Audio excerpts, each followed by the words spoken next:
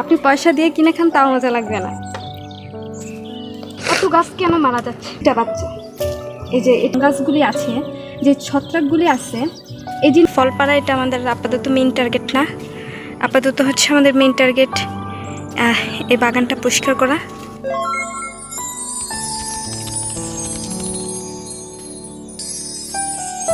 দুই মাস পরে বাগান পরিষ্কার করতেছি ইনশাল্লাহ। After completing I will see. এখানে 3টা ড্রাগন, আল্লাহর রহমতে 4টা একসাথে পারবো ইনশাল্লাহ। আচ্ছা, যাই হোক, ফল পাড়া এটা আমাদের আপাতত মেইন টার্গেট না। আপাতত হচ্ছে আমাদের মেইন টার্গেট এই বাগানটা পরিষ্কার করা। এখানে দুঃখের বিষয় হয়েছে এই গাছটা, এই খেজুর গাছটা অলরেডি অনেক গাছ মারা গেছে। এখন এই খেজুর গাছটাকে আমি বাঁচাইতে পারি নাই। গ্লাভস পরতে হয় কারণ খেজুর গাছে মোটামুটি কাটা আছে। আর খেজুর গাছের সাথে যে জিনিসটা মানে আরেকটু বিরক্ত করে, এটা হচ্ছে ড্রাগন গাছ। আব্বু খেজুর গাছের গোড়ায় গোড়ায় ড্রাগন গাছের চারা লাগাইছিল, তো এই জন্য হচ্ছে এক্সট্রা আমাকে একটু ফোর্ট দিতে হয়। যাই হোক, এই যে এই গাছটা মোর মুখানে ধরা, এই গাছটা হচ্ছে বাঁচাইতে পারি নাই। মানে আমার মনে হয় এই গাছটা মারা যাবে। তারপরেও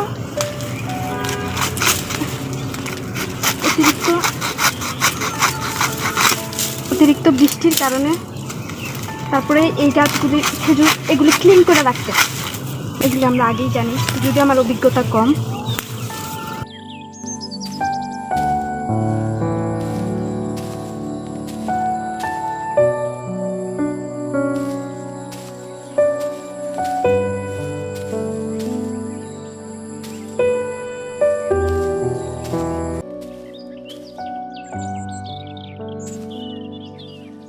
এ দেখেন পচে পুরো শলা, আমি যাই টান দিব এখন তাই চলে আসবে। এই যে এই জিনিসগুলো, এগুলা গাছ মারা যাওয়ার লক্ষ্য। তারপরেও খেজুর গাছ খুবই শক্তিশালী গাছ বিদায় এগুলি বাচ্চা থাকে। তখন হচ্ছে এই এক্সট্রা জিনিসগুলি না থাকলে এই ঝামেলাগুলি থাকে না, মানে এই পিঁপড়া বা পচা টচা অত একটা ঝামেলা থাকে না। এখন আমরা এই নিচটা আস্তে আস্তে পরিষ্কার করে ফেলে এগুলো সুবিধা।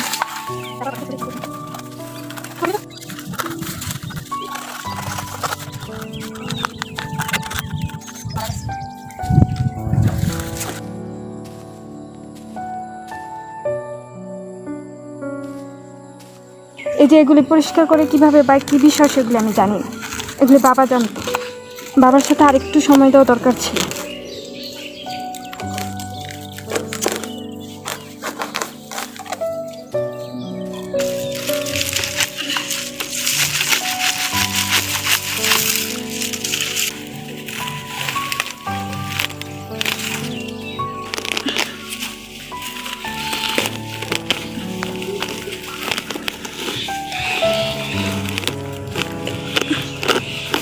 বাবার বাগানের গাছগুলি যাতে ক্ষতি না হয় সেই জন্য হচ্ছে আমি এই জায়গায় এই ড্রাগন গাছগুলো উঠে ফেলব।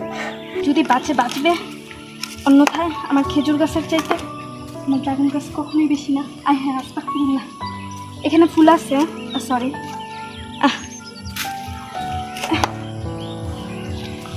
ড্রাগন ফল আছে। আচ্ছা, ড্রাগন ফল যেহেতু আছে, ওই ফলটা 1-2 দিন পরে পাকার পরে আমি এই গাছটা উঠে ফেলবো। ড্রাগন গাছটা বাচ্চা দিয়েছিল, খেজুর গাছ, থ্যাংক ইউ। এই খেজুর গাছটা বাচ্চা দিয়েছিল, এটা 2টা বাচ্চা, হ্যাঁ 2টা বাচ্চা। এই যে এটা পুরো, এটা একটা, এই পুরো একটা, এটা একটা বাচ্চা, এইটা পুরো একটা বাচ্চা, একটা রাউন্ড। এই 2টা বাচ্চাই মারা গেছে। এখানে বাবা থাকতে আমি এখানে প্রায় মানে আমাদের নার্সারিও বাগানো, এখানে অলরেডি বাচ্চা সহ আমি 1.5 থেকে 2 হাজার গাছও আমি এখানে গুনছিলাম। প্রায় 100-150 মতো গাছ প্রায় এরকমই ছিল বড়। আমাদের এই দাউদকান্দি বাগানে প্রায় 100টা গাছ ছিল। এখন 80টা গাছও আপনি ছোট বড় মিলে পাবেন না, মানে আমি দেখাইতে পারবো না, কারণ সব গাছ মারা গেছে। আর ম্যাক্সিমাম গাছ আমরা খাগড়াছড়ি নিয়ে গিয়েছিলাম পাহাড়ে, মানে আব্বু নিয়ে গিয়েছিল।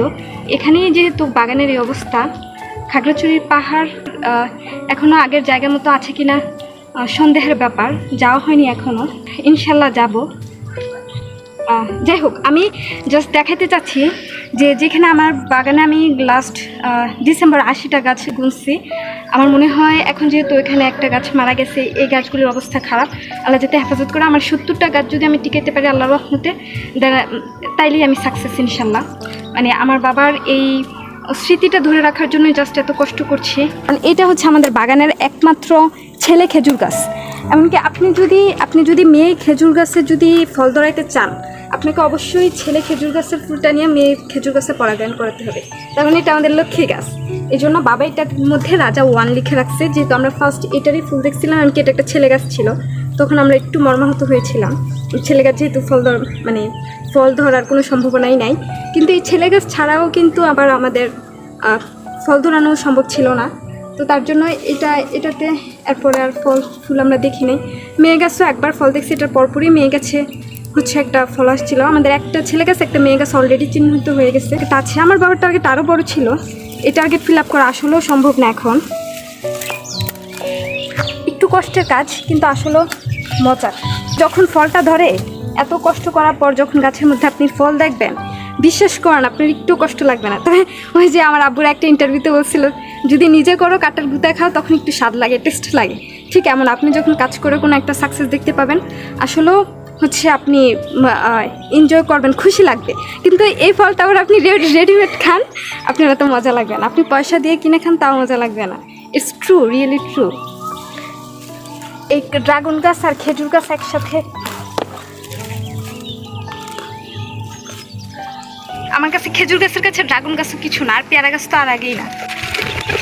যে এবার হয়তো ড্রাগনের ফলগুলি সুন্দর মতো দেখা যাচ্ছে।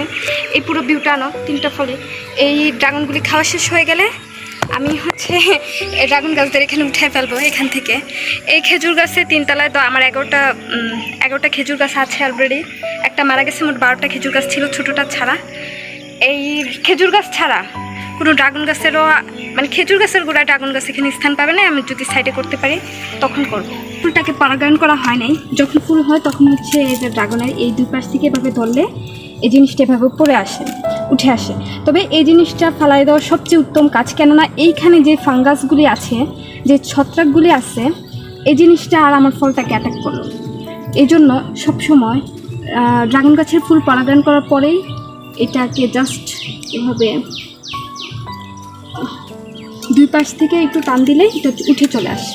তাহলে এখান থেকে হচ্ছে আর এই জিনিসটা ধরেন অলরেডি এফেক্টেড হয়ে গেছে, অথচ আমি তাড়াতাড়ি করলে বা বৃষ্টি ছাড়া এই জিনিসটা হইতো না। তো এই জিনিসটা রাখবেন। এই জিনিসটা রাখলে হচ্ছে ফলটা বড় হয়। আর যদি আপনি এটা শুকাতে দেন, ফুলের পরাগায়ন না করেন, তাহলে ফলটা হচ্ছে সুন্দর হবে না। ওই ফলটা একটু বড় আসছে, এটা মনে নিজে পরাগায়ন হয়ে গেছে। কারণ যদি গাছ না মারা যেত, তাহলে গাছে এভাবে টান দিলে গাছের বাকড়গুলি চলে আসতো। পানি জমা অলরেডি আমার কাছের এই পর্যন্ত পানি জমা। এই পর্যন্ত যখন পানি জমা থাকে, গাছের মধ্যে অলরেডি বিভিন্ন সাদা ফাঙ্গাস আপনারা দেখতে পাচ্ছেন।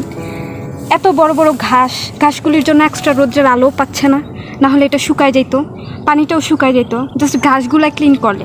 বাবা মারা যাওয়ার পরে শুধু এটা খুঁজতেছিলাম যে গাছ কেন মারা যাচ্ছে, এত গাছ কেন মারা যাচ্ছে। এখন আমি নিজে যখন গ্যাপ দিয়ে কাজ করছি, এখন আমি নিজেই বুঝতে পারছি এবার কেন মারা যায়। এই যে এগুলি সব গাছ মারা যাওয়ার কারণ।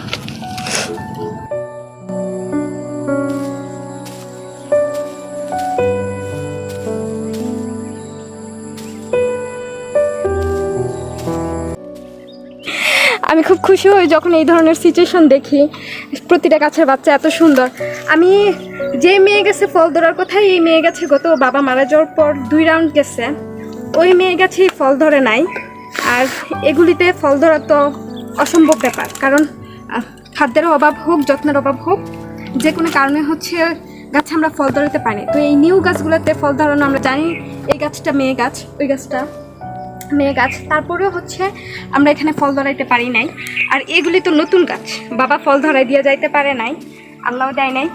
এগুলিতে ফল ধরানো কতটা মানে সহজ আমি জানি না, তবে আমার কাছে তো বেশ কঠিনই মনে হচ্ছে। আমরা যত্ন করি না, তারপরেও যেই পরিমাণ হচ্ছে বরকত, এটা বাঁচবে না। দেখছেন, এটা মারা গেছে, এটা টান দিচ্ছে চলে আসছে, এটা বাচ্চার কোনো স্কোপই নেই। একটু কম হচ্ছে নাকি আমি জানি না। মানে আমি খুবই মর্মাহত হয়েছি। এ দেখেন কি পরিমাণ পানি।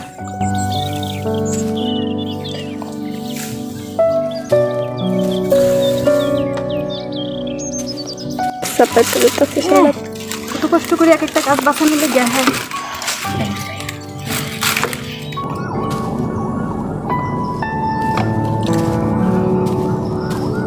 মোটামুটি একটু কন্ট্রোলে আসছে। আফটার ক্লিনিং অসাধারণ লাগতেছে এই বাগানটা। আজকে এই পর্যন্তই। আল্লাহ হাফেজ।